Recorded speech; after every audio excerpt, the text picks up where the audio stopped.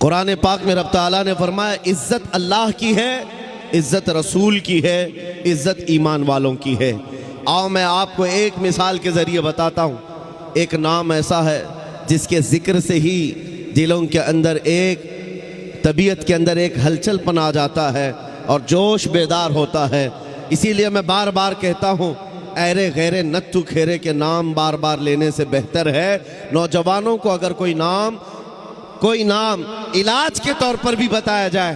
کسی کا دل اگر بار بار درد کرتا ہے، ڈر زیادہ محسوس ہوتا ہے اور دھڑکن زیادہ ہوتی ہے، جلدی خوف آتا ہے، کسی کا رعب چھا جاتا ہے، ایسے بیمار آدمی کے لیے علاج میں بتا رہا ہوں، وہ حضرت خالد بن ولید کا نام یاد کیا کریں۔ سیف اللہ المسلول کا نام یاد رکھے۔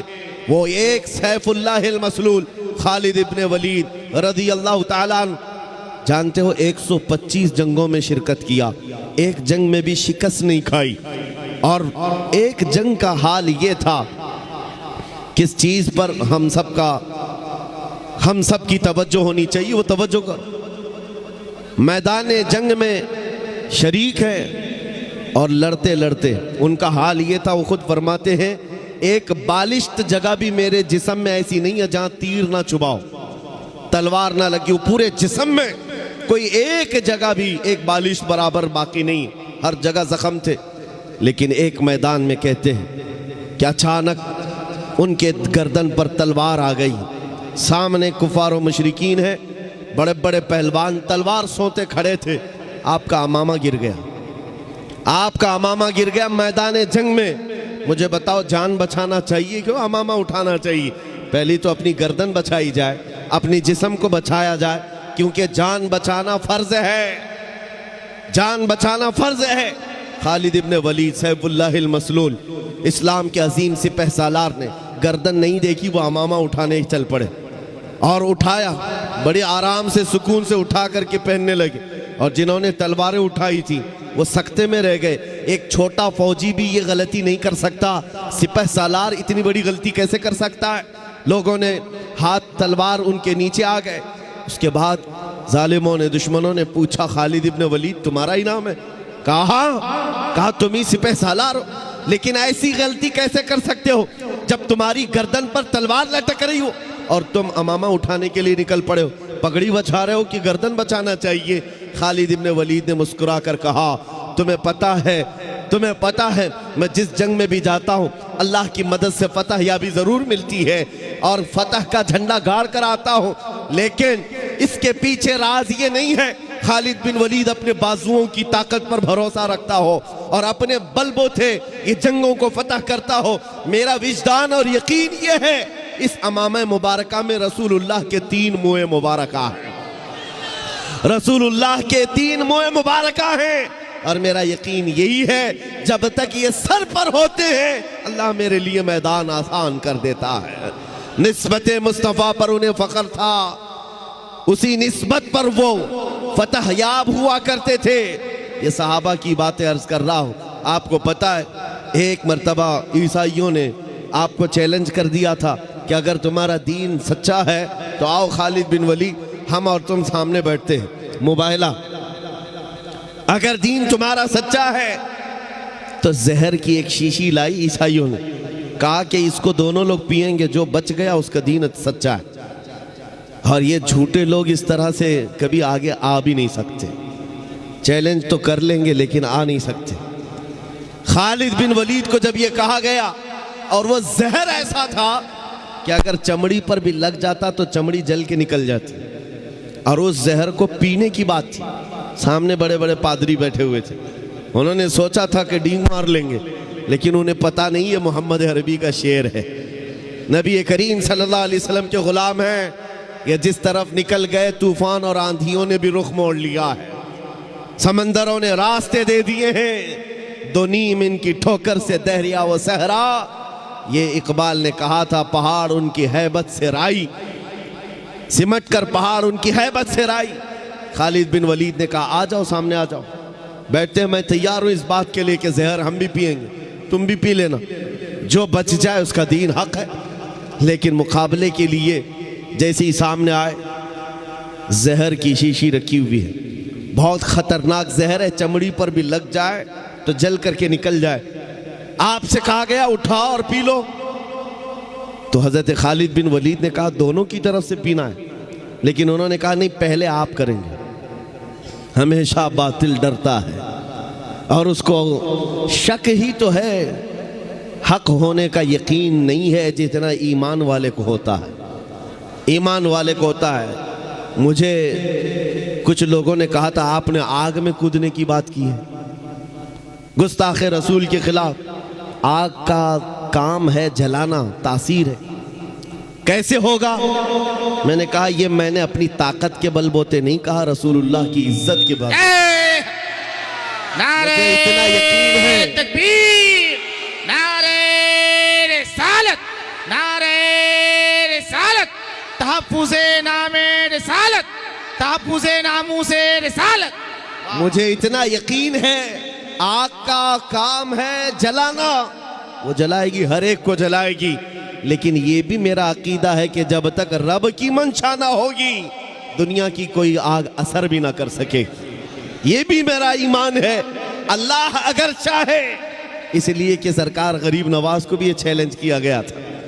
آپ کو ایک پجاری نے کہا تھا، وہ آگ جلائے بیٹھا تھا، غریب نواز نے کہا کہ ذرا اس میں ہاتھ ڈال دو، جس کی عبادت کرتے ہو یہ تو تمہارا خدا ہے. اس نے کہا اس میں ہاتھ کیسے ڈالیں گے، یہ تو جلائے گی. کہا جس کی عبادت کرتے ہو وہ خود تم کو جلائے گی. کتنے سالوں سے عبادت کر رہے ہو؟ کہا میرے باپ دادا سب اسی کی عبادت کرتے آئے، ہم اس آگ کو بجھنے نہیں دیتے. کہا پھر ہاتھ ڈالو. اس پجاری نے کہا کیسی بیوقوفی کی باتیں ہیں، آگ کا کام ہے جلانا. یہ منطق کے ساتھ ہمارے ساتھ کھیل نہ کرو، ہمیں گمراہ نہ کرو. کیا تم ڈال سکتے ہو؟ سرکار غریب نواز نے کہا میں تو اس کی عبادت نہیں کرتا، لیکن جس کی پیدا کی ہوئی اس کی عبادت کرتا. آگ کا مالک اللہ ہے. تو اس نے کہا تو چلو ٹھیک ہے، تم ہی ڈال دو، تم ہی ڈال دو. سرکار غریب نواز نے ہاتھ نہیں ڈالا. بہت بڑی آگ لگی ہوئی تھی، بڑی آگ ہے جس کی پوجا ہو رہی تھی. اس پنڈت کی گود میں ایک چھوٹا سا بچہ تھا، سال بھر کا، 1.5 سال کا. اس کی گود سے بچے کو لے لیا اور آگ میں چلے گئے، اندر چلے گئے. اب یہ چیخ پکار کرنے لگا کہ یہ درویش آیا، خود بھی جل گیا، میرے بچے کو بھی لے گیا. اور اتنا ہلہ کیا کہ اندر سے وہ نظر نہیں آ رہے تھے. لوگ جمع ہونے لگ گئے، آس پاس کے سب جمع ہو گئے، اور سب کو یہ حیرت تھی کہ یہ جل کر راکھ ہو جائے، آگ کو بجھائیں گے تب یہ ملیں گے. کافی دیر ہو گئی. مجمع جب اکٹھا ہوا، کئی پجاری آئے. سرکار غریب نواز اپنا دامن جھاڑتے ہوئے آگ سے باہر تشریف لا رہے ہیں. بچہ بھی گود میں موجود ہے، صحیح سلامت ہے. اس نے چھین کر کے اپنے بچے کو لیا، جگہ جگہ پکڑ کر دیکھا، پیشانی بھی ٹھنڈی ہے، کپڑے بھی ٹھنڈے ہیں، کوئی گرمی کا اثر نہیں ہے. میرے عزیز و غریب نواز تو اللہ کے ولی ہیں، انہیں آگ نہیں جلائی. بات تو سمجھ میں آتی، بچہ پجاری کا تھا، یہ کیوں نہیں جلا؟ مفسرین کہتے ہیں، تاریخ دان کہتے ہیں، دیکھنا یہ ہے ہاتھ میں کس کے تھا بچہ. اسی لیے ہم کہتے ہیں خواجہ کا دامن، غوث کا دامن، ارے جہاں ہاتھ لگ جائے اس پر آگ نہیں لگتی. میں آپ سے یہ بات کر رہا ہوں، ہم سے بھی کہا گیا تھا یہ کیسی باتیں ہیں، بڑے بڑے دعوے ہیں. ہم نے یہی کہا ہمارا دعویٰ نہیں ہے، یہ رسول اللہ کی عزت کی بات ہے، یہ نبی پاک کی حرمت کی بات ہے. آؤ میں سیدنا خالد بن ولید کی بات کو مکمل کروں گا. آپ حضرت کو جگہ دے دیجئے.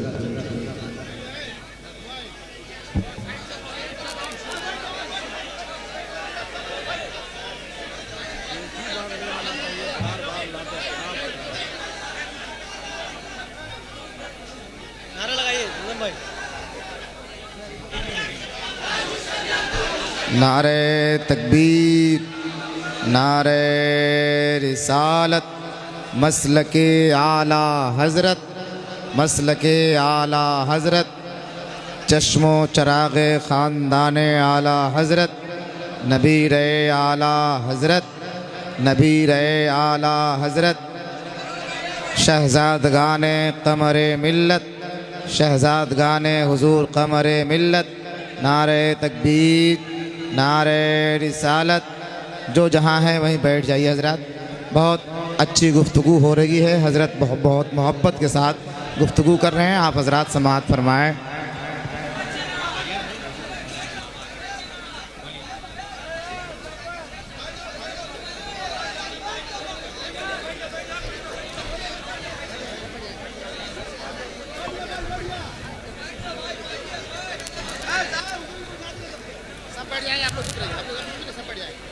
آپ توجہ رکھیں، مجھے پتا ہے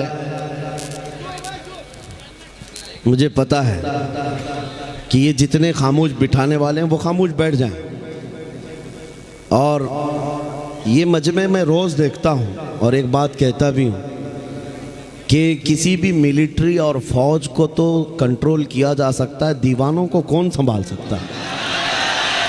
دیوانہ تو دیوانہ ہے، اور بڑا سوچ سمجھ کے دیوانہ بنا ہے، تو ان کی کنٹرولنگ کسی کے ہاتھ میں نہیں ہوتی۔ ہم خود بھی اس میں پس کے ہی آتے ہیں، ہر دن ہمارا ہاتھ زخمی رہتا ہی ہے، ہم مسافے سے صرف، تو یہ بات ہم جانتے ہیں کہ دیوانوں کو کوئی کنٹرول نہیں کر سکتا۔ اور امام رازی نے کہا تھا جو حضور کی محبت میں رہتا ہے وہ کبھی پاگل نہیں ہوتا۔ انہوں نے فرمایا تھا کہ جو نبی پاک کی محبت میں ہوتا ہے اس کا دماغی توازن خراب نہیں ہوتا، وہ دیوانہ نہیں ہوتا۔ لیکن ساتھ میں ایک جملہ اور بھی کہا ہے، اور اگر کبھی دیوانہ بن گیا تو صرف ان کے لیے بنتا ہے، صرف ان کے لیے بنتا ہے۔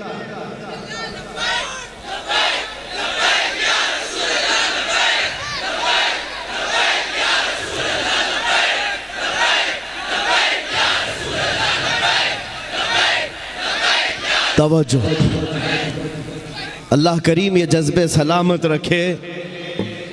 سیدنا خالد بن ولید رضی اللہ تعالیٰ عنہ کو جب یہ چیلنج ہوا، آپ بیٹھ گئے، زہر کی شیشی اٹھائی، اس زہر کی بات کر رہا ہوں جو چمڑی پر لگ جائے تو چمڑی جل جائے، آپ نے اٹھایا اور بسم اللہ پڑھا اور پوری پی گئے، پورا زہر پی لیا۔ یہ معمولی بات نہیں ہے، انتڑیاں کٹ جاتی، حلق جل جاتا، زبان کٹ کے گرتی، لیکن کچھ نہیں ہوا۔ عیسائی غور سے دیکھتے رہے، کچھ تو بغلیں جھانکتے ہوئے کہنے لگے جادو ہے، جادو ہے، جادو ہے، کچھ کو یہ لگا جادو ہے۔ آپ نے شیشی تو پی لی، اس کے بعد کہا اب تمہاری باری ہے، کہا نہیں یہ جادو ہوا ہے، شعبدہ بازی ہے۔ کہا کہ اگر ہمت نہیں ہے، انہوں نے کہا کہ شاید اس زہر کے اندر کچھ اور تم نے کر دیا ہوگا، اس کا اثر ختم ہو گیا ہوگا، ورنہ یہ زہر تو لوگوں کو جلا دیتا ہے۔ آپ نے کہا اگر تم کو ایسا لگتا ہے اس کا اثر ختم ہو گیا تھا اور میں نے پی لیا، یہ بچی ہوئی جتنی اس کو چک کر کے ہی دکھا دو، اس کو چک کر کے ہی دکھا دو۔ باطل وہاں سے بھاگ گئے۔ نبی کریم صلی اللہ تعالیٰ علیہ وسلم کے دیوانوں کا ایمانی معاملات میں مقابلہ کبھی نہیں ہو سکتا، کبھی نہیں ہو سکتا۔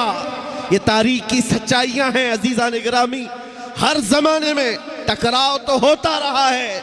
ان کے پاس طاقت کا مظاہرہ کرنے کے لیے ہتھیار تو ہو سکتے ہیں، تلواریں ہو سکتی ہیں، بندوق بارود سب کچھ ہو سکتا ہے، لیکن ایمانی طاقت صرف اور صرف نبی کے غلاموں کے پاس، حضور کے غلاموں کے پاس ہے۔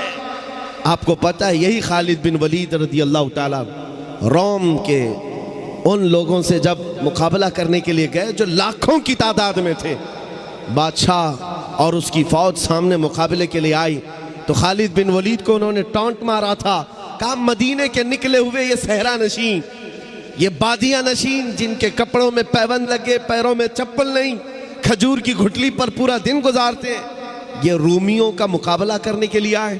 وہ رومی جو ٹھاٹ باٹ سے رہنے والے، عیش و عشرت اور شراب قدوں پر رہنے والے، انہوں نے جب یہ تانا مارا تو سیدنا خالد بن ولید نے کیا کہا تھا پتہ ہے؟ روم کے بادشاہ سے کہا کہ تم اس قوم سے مقابلہ کرنے کے لیے آئے ہو جو تمہاری قوم شراب سے جتنی محبت کرتی ہے اس سے کئی درجے زیادہ محمد عربی کے غلام موت سے محبت کرتے ہیں۔ تم کو شراب میں جو نشہ ملتا ہے وہ ہمیں شہادت میں مزہ ملتا ہے۔ یہ اس قوم سے تم ٹکرا رہے ہو جن کے ہاں موت کوئی حادثہ نہیں، ارے وہاں تو بڑھ بڑھ کر کے لوگ آیا کرتے تھے، بڑھ کر کے آیا کرتے۔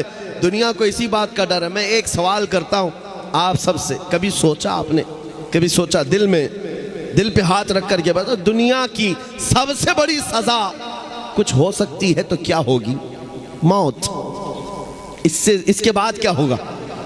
ایک بار موت آنی ہے، اور دنیا ڈراتی اسی بات سے، موت سب سے بڑی چیز ہے، اس کے بعد تو کچھ نہیں ہونا ہے۔ آدمی مر گیا تو اس کے ساتھ کیا کیا جائے گا؟ بس ایک ہی درد ہے موت کا، جس سے دنیا خوف زدہ ہے، اور یہی بات آپ سے نکالنا چاہتے ہیں۔ وہ ان کے لیے حادثہ ہے جن کو مرنے کے بعد جلنا ہے، جلنا ہے، جلنا ہے۔ مومن کے لیے موت حادثہ نہیں، مومن کے لیے موت تحفہ ہے۔ ادھر آنکھیں بند ہوئی، ادھر مصطفیٰ کی زیارت۔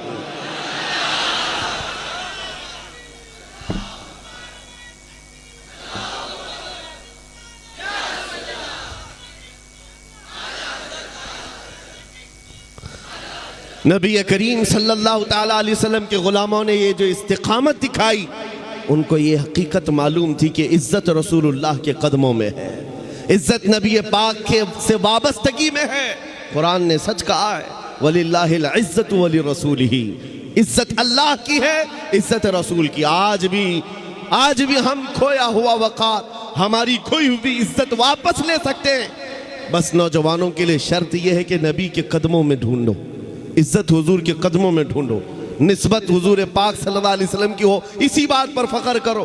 تم اپنی دوسری چیزوں پر فخر کرنا چھوڑ دو کہ تمہارے پاس کتنا مال ہے، کتنی جائیداد ہے، عہدہ کیا ہے، منصب کیا ہے، خاندان کیا ہے، پراپرٹی کیا ہے، یہ گنوانا چھوڑ دو۔ فخر کرنے کی کوئی چیز ہے تو حضور کی غلامی پر فخر کرو۔